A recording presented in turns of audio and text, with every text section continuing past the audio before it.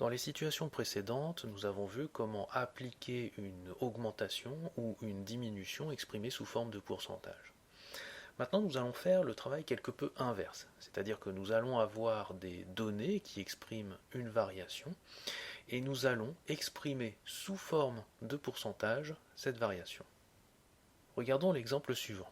On nous dit qu'en 2020, le prix de la tonne de cuivre est passé de 5 000 € en début d'année à 7 500 € en fin d'année. Et on nous demande d'exprimer en pourcentage l'augmentation du prix du cuivre.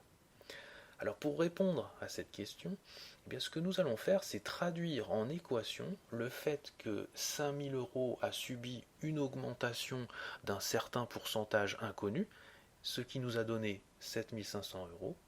Et une fois que l'on aura posé l'équation, on va la résoudre pour déterminer le pourcentage inconnu. Écrivons notre équation.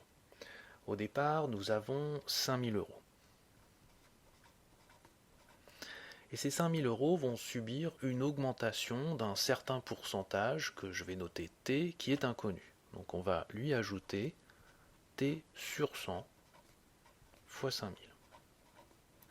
Et ce que nous obtenons au final, c'est 7 500. Nous avons obtenu notre équation et nous allons la résoudre pour déterminer le pourcentage inconnu. Donc on va passer 5000 de l'autre côté de l'équation. Ça nous donne T sur 100 fois 5000 est égal à 7500 moins 5000. Ensuite, ici, nous allons diviser par 5000 et multiplier par 100. Donc ça va nous donner que T est égal à 100 fois 7500 moins 5000 sur 5000. Ensuite, si vous calculez cette expression-là, vous allez trouver 50. En conclusion, nous pouvons dire que le cuivre a augmenté de 50%. Relisons une nouvelle fois cet exemple pour bien en comprendre sa résolution. Donc nous sommes partis de la quantité initiale et nous l'avons augmentée d'un certain pourcentage T inconnu.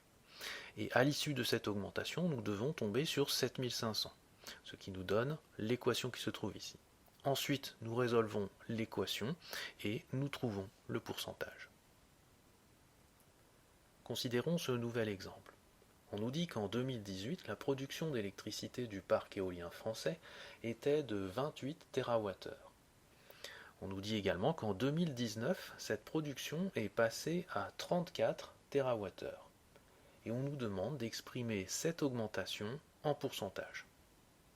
Comme pour l'exemple précédent, nous allons traduire cette augmentation sous forme d'équation dans laquelle il y aura notre pourcentage inconnu.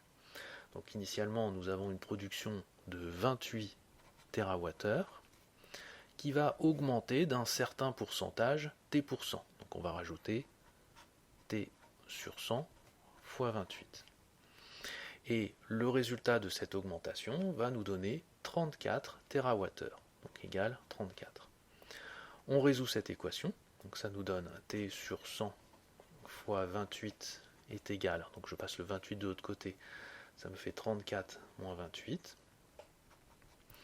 Ensuite, je vais diviser par 28 et multiplier par 100, donc ça va me donner que T est égal à 34 moins 28 sur 28, le tout fois 100.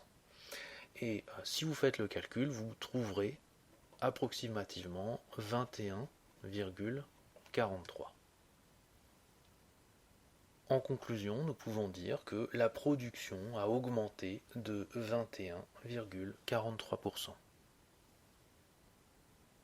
Dans les cas de figure précédents, nous avons exprimé une hausse sous forme de pourcentage. Maintenant, nous allons voir comment cela fonctionne lorsqu'il s'agit d'exprimer une baisse sous forme de pourcentage. Regardons l'exemple suivant. On nous dit dans les Hauts-de-France, entre mars 2009 et décembre 2020, le nombre de faillites d'entreprises est passé de 339 à 300. Et on nous demande d'exprimer cette baisse sous forme de pourcentage.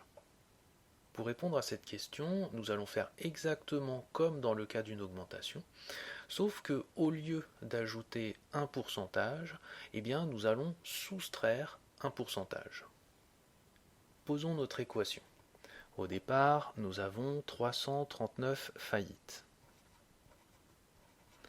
Et ce nombre va baisser d'un certain pourcentage, t%, moins t sur 100 de 339.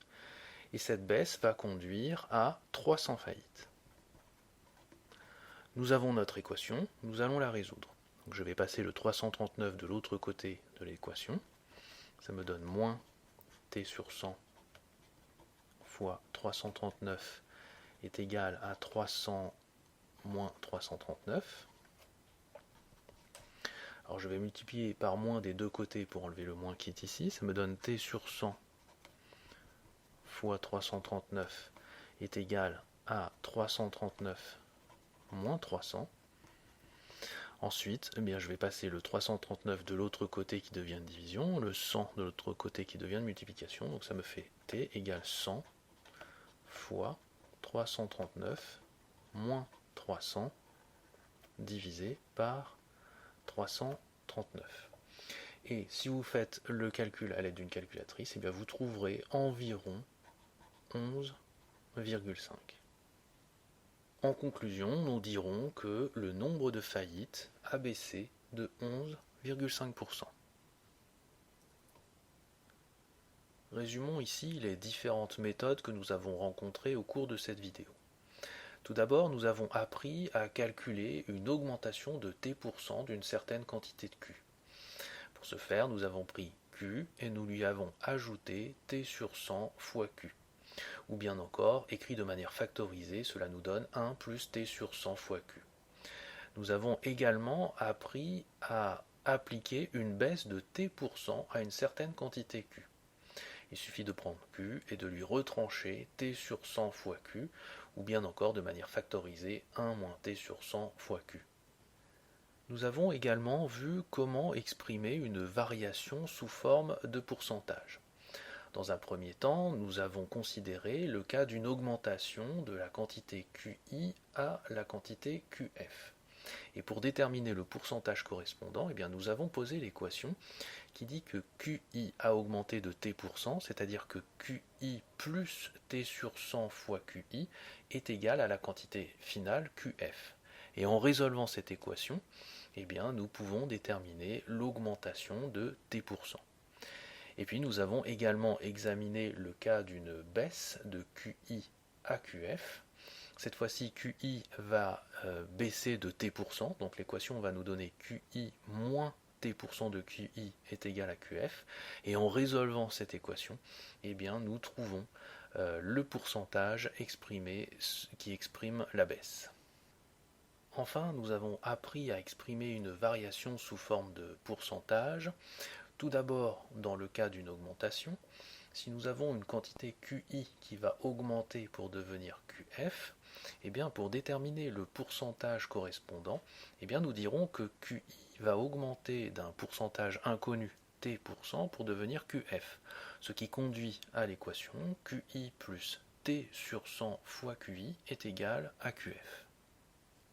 Et puis, de la même manière, lorsque vous avez une quantité QI qui va diminuer pour devenir QF et que vous cherchez le pourcentage correspondant, eh bien vous allez dire que QI va diminuer de t%, où t est inconnu, pour devenir QF. Ce qui nous donne l'équation QI moins t sur 100 fois QI est égal à QF. Et en résolvant cette équation, eh bien, on détermine notre pourcentage inconnu t.